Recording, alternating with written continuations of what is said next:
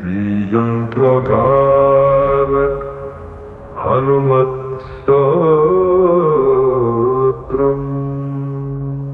नमामि दूतं रामस्य सुखदं च सुरद्रुमम्, श्रीमारुतात्मसम्भूतं विद्युत्काञ्चनसन्निभम्,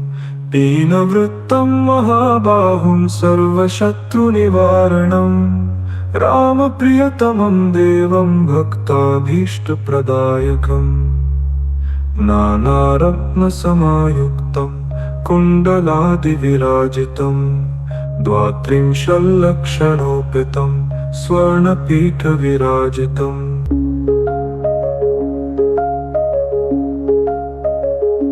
30 कोटिबीजसंयुक्तं 12वर्तिप्रतिष्ठितं,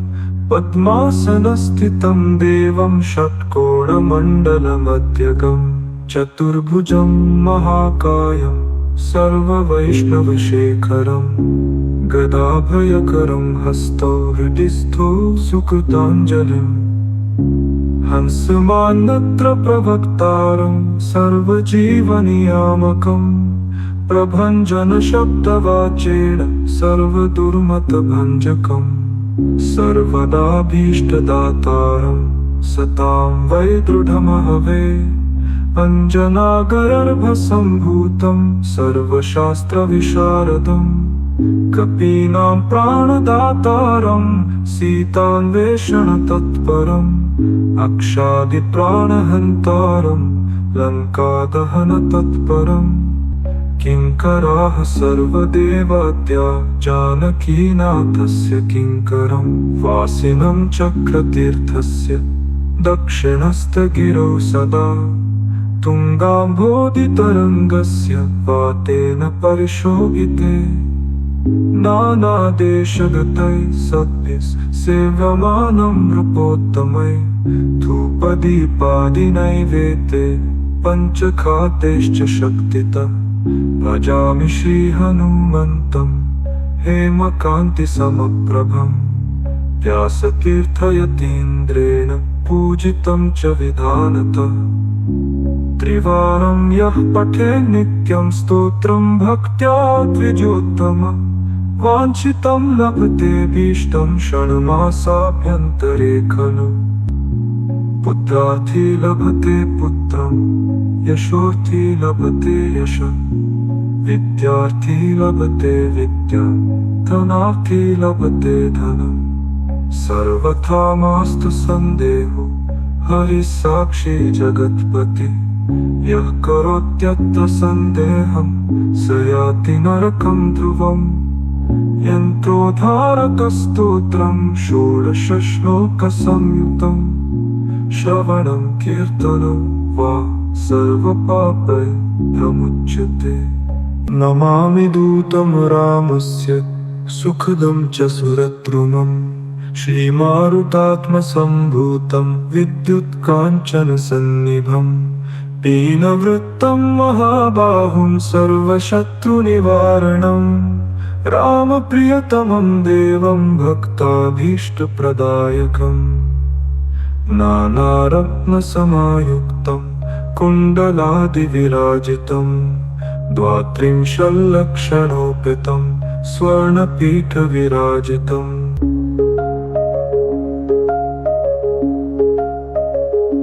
30 कोटिबीजसंयुक्तं 12वर्तिप्रतिष्ठितं,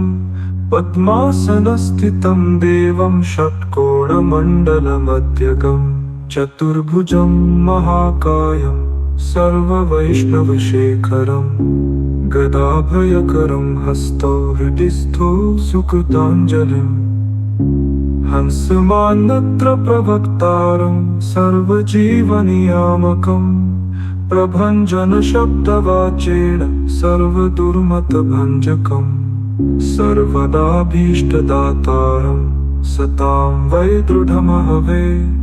अञ्जनागरर्भसम्भूतं सर्वशास्त्रविशारदम्, कपीनां प्राणदातारं सीतान्वेषणतत्परम्, अक्षादिप्राणहन्तारं लङ्कादहनतत्परम्, किङ्कराः सर्वदेवाद्या जानकीनाथस्य किङ्करं वासिनं चक्रतीर्थस्य दक्षिणस्थगिरौ सदा तुङ्गाम्भोधितरङ्गस्य वातेन परिशोभिते नानादेशगतैः सद्भिः सेव्यमानं नृपोत्तमैः धूपदीपादिनैवेद्ये पञ्चखातेश्च शक्तितः भजामि श्रीहनुमन्तं हेमकान्तिसमप्रभं व्यासतीर्थयतीन्द्रेण पूजितं च विधानतः त्रिवारं यः पठेत् नित्यं स्तोत्रं भक्त्या द्विजोत्तमः वाञ्छितं लभतेऽभीष्टं षण्मासाभ्यन्तरे खलु पुत्रार्थी लभते पुत्रं यशोर्थी लभते यशः विद्यार्थी लभते विद्यां धनार्थी लभते धनम् सर्वथा मास्तु सन्देहो हरिः साक्षी जगत्पति यः करोत्यत्र सन्देहं स याति नरकं ध्रुवम् यन्त्रोद्धारकस्तोत्रं षोडशश्लोकसंयुतं श्रवणं कीर्तनं वा सर्वपापैः प्रमुच्यते नमामि दूतं रामस्य सुखदं च सुरद्रुमम्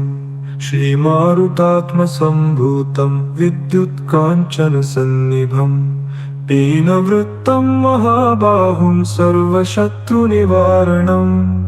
रामप्रियतमं देवं भक्ताभीष्टप्रदायकम् नानारत्नसमायुक्तं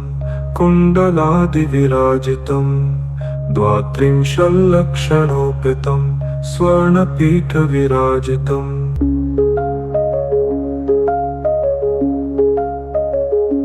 त्रिंशत्कोटिबीजसंयुक्तं 12 प्रतिष्ठितं पद्मासनस्थितं देवं षट्कोणमण्डलमध्यगं चतुर्भुजं महाकायं सर्ववैष्णवशेखरं गदाभयकरं हस्तौ हृदि स्थौ सुकृताञ्जलिं हंसमान्नत्र प्रवक्तारं सर्वजीवनियामकं प्रभञ्जनशब्दवाचेन सर्वदुर्मतभञ्जकम् सर्वदाभीष्टदातारं सतां वै दृढमहवे अञ्जनागर्भसम्भूतं सर्वशास्त्रविशारदं कपीनां प्राणदातारं सीतान्वेषणतत्परम् अक्षादिप्राणहन्तारं लङ्कादहनतत्परम् किङ्कराः सर्वदेवाद्या जानकीनाथस्य किङ्करं वासिनं चक्रतीर्थस्य दक्षिणस्थगिरौ सदा तुङ्गाम्भोधितरङ्गस्य वातेन परिशोभिते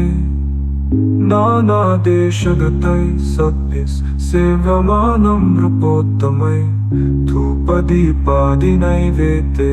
पञ्चखातेश्च शक्तितः भजामि श्रीहनुमन्तं हेमकान्तिसमप्रभं व्यासतीर्थयतीन्द्रेण पूजितं च विधानतः त्रिवारं यः पठेत् नित्यं स्तोत्रं भक्त्या द्विजोत्तमः वाञ्छितं लभतेऽभीष्टं षण्मासाभ्यन्तरे खलु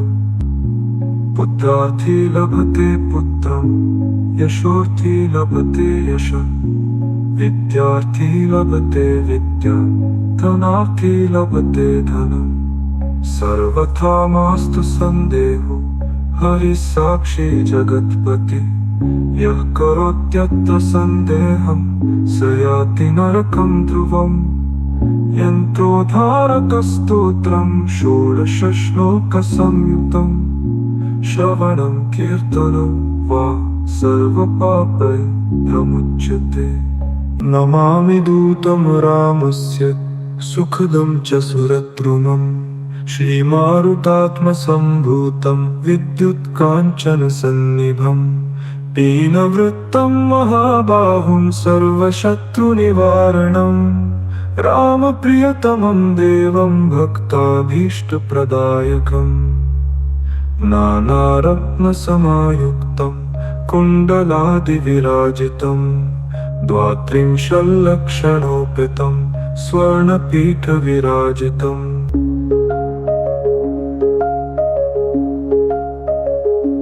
त्रिंशत्कोटिबीजसंयुक्तं 12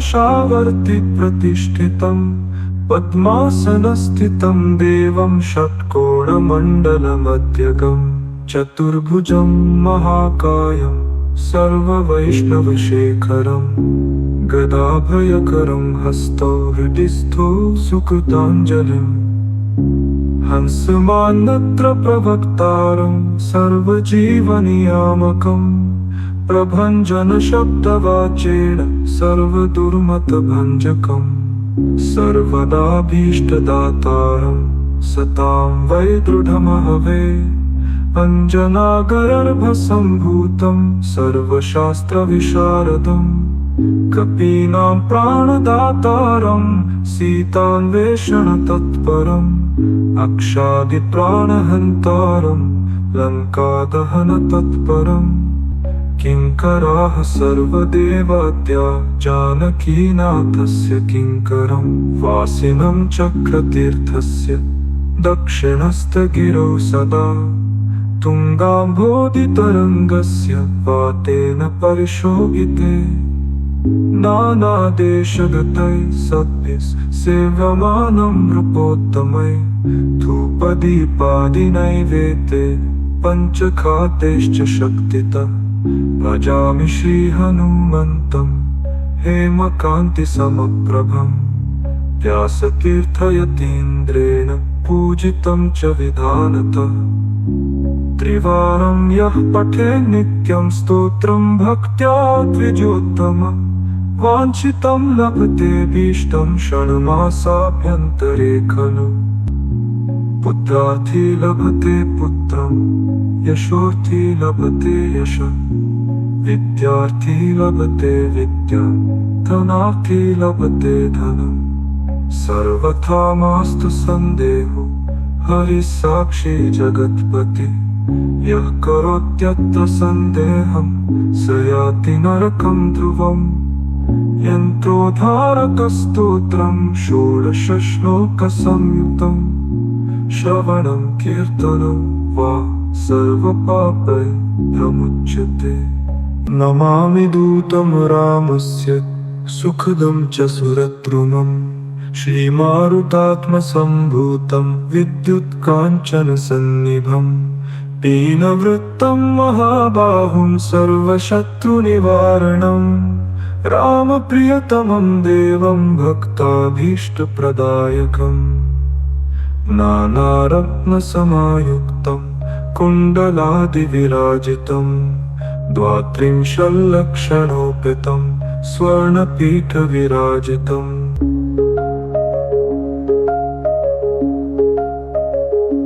त्रिंशत्कोटिबीजसंयुक्तं 12 पद्मासनस्थितं देवं षट्कोणमण्डलमध्यगम् चतुर्भुजं महाकायं सर्ववैष्णवशेखरं गदाभयकरं हस्तौ हृदि स्थो सुकृताञ्जलिम् हंसमान्नत्र प्रवक्तारं सर्वजीवनियामकं प्रभञ्जनशब्दवाचेन सर्वदुर्मतभञ्जकम् सर्वदाभीष्टदातारं सतां वै दृढमहवे अञ्जनागर्भसम्भूतं सर्वशास्त्रविशारदं कपीनां प्राणदातारं सीतान्वेषणतत्परम् अक्षादिप्राणहन्तारं लङ्कादहनतत्परम् किङ्कराः सर्वदेवाद्या जानकीनाथस्य किङ्करं वासिनं चक्रतीर्थस्य दक्षिणस्थगिरौ सदा तुङ्गाम्भोधितरङ्गस्य वातेन परिशोभिते नानादेशगतैः सद्भिः सेव्यमानं नृपोत्तमैः धूपदीपादिनैवेद्ये पञ्चखातेश्च शक्तितः भजामि श्रीहनुमन्तम् हेमकान्तिसमप्रभम् व्यासतीर्थयतीन्द्रेण पूजितं च विधानतः त्रिवारं यः पठे नित्यं स्तोत्रं भक्त्या द्विजोत्तमम् वाञ्छितं लभते भीष्टं षण्मासाभ्यन्तरे खलु पुत्रार्थी लभते पुत्रं यशोर्थी लभते यशः विद्यार्थी लभते विद्यां धनार्थी लभते धनम् सर्वथा मास्तु सन्देहो हरिः साक्षी जगत्पति यः करोत्यत्र सन्देहं स याति नरकं ध्रुवम् यन्त्रोद्धारकस्तोत्रं षोडशश्लोकसंयुतं श्रवणं कीर्तनं वा सर्वपापैर्मुच्यते इति श्रीव्यासराजकृत यन्त्रोद्धारक हनुमत्स्तोत्रम्।